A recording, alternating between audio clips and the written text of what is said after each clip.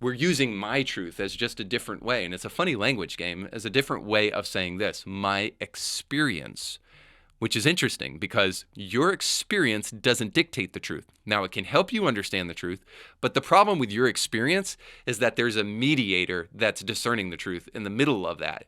It's you. And you're flawed because you're human, like all of us are.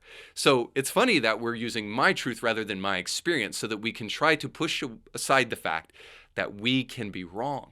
Because if we ever look in the mirror and recognize that we can be wrong, guess what that leads us to? It leads us to an understanding that we need a higher reference, a higher standard by which to judge reality. In other words, we need transcendent values and perhaps even a transcendent God. But it's one of the things that more and more we want to reject at all cost, if at all possible, because ultimately we want to be on the throne. And this is where you get the Democrats giving us their latest rendition of Bible studies. So I think I can start a whole segment called Bible Study with Democrats. And today we're going to jump into that as we look at what Democrats just recently said about a bill not only to protect pregnancy resource centers, but also a bill to protect botched abortions, to protect babies who are the subject of botched abortions. So Democrats believe that in the best interest of the baby, the best thing that you could possibly do is to kill the baby if it is born alive. So we'll see their hypocrisy on display. They just hate babies. So here's that. As a pro-choice Christian who chose life, this issue is so personal to me. My faith informs my actions, but it doesn't dictate the policy of an entire nation. And further, when I read the scripture, I turn to passages and I'm guided by passages like Jeremiah 1 verses 5, which states, I knew you before I formed you and I placed you in your mother's womb. It doesn't say the government's womb or the speaker's womb. It says the mother's womb. Sincerely, guys, the dumbest interpretation of scripture I've ever heard. So because God places this child that it knows intimately from the moment it is conceived in the womb of a woman, it means that the woman can kill it? I mean, that's what we're going with here. That the ability to kill things is predicated upon location, not just a standard basis of morality. So if you take a baby to McDonald's, which may be killing it anyway, but if you take it to McDonald's, it's okay to kill it there. But if you take it to like Target, which is obviously where you should take all babies according to the left, so that you can put them in their LGBTQ romper, that's okay. Don't kill them there. So locationality determines personhood. Now, this is the latest in the ridiculousness of Democrats, but trust me, it gets worse because now we're not talking about the right of a woman to kill a baby, violating all sorts of other scriptures, by the way, thou shalt not kill among them.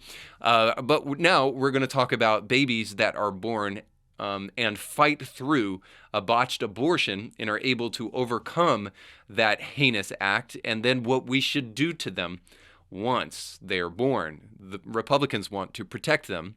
Democrats, well, they want to do something else. So here's that. Not only is it illegal to not care for a born infant, but the law that you have provided on the Republican side actually can create more harm. It requires immediately taking a struggling baby to a hospital. That hospital could be hours away and could be detrimental to the life of that baby. That hospital could be hours away and it endangers the life of a baby. So the only option we have is to kill it right there on the table, or more importantly, as it's exasperated and desperate to cling to life and desperate to cling to breath, just let it sit there and writhe in pain. That's the best that we can do. How inhumane of you dumb Republicans to try to rush a baby to an emergency room where it can get the help that it needs. We all know the most just thing that you can do is let that baby die. As we close out the show, I just want to say this. Look, it took us just about minutes after Kevin McCarthy became the Speaker of the House to expose the murderous death cult that is the Democratic Party in the United States. These people are god-awful. And if that weren't enough, that they are desperate to try to justify their murderous tendencies, they are desperate to make sense too.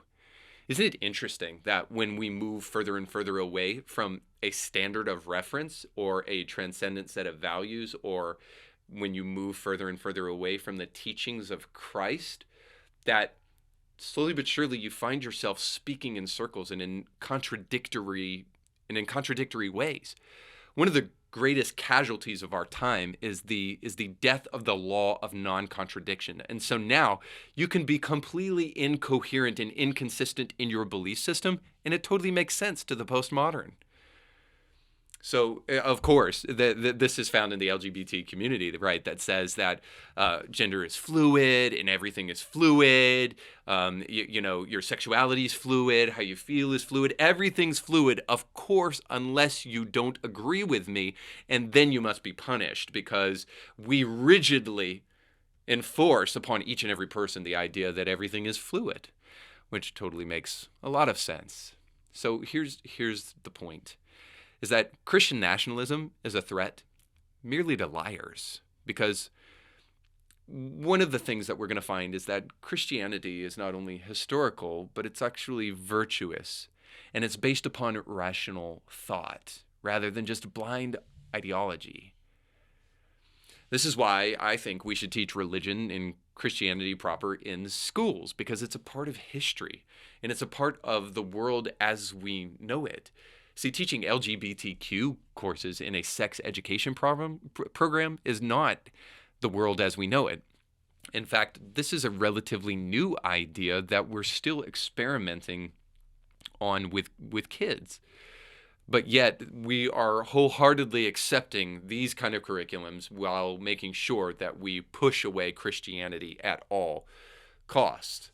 Is it at least possible that the real reason people are resistant to Christianity is the same reason they've been resistant to it since its inception, since Pontius Pilate looked at Jesus in the face and asked him, "What is truth?" Is it possible that we're turning people who are relatively good allies into complete enemies, because when we get rid of the devil and the enemy, as the Bible depicts it, that we have to find an enemy to put in his place?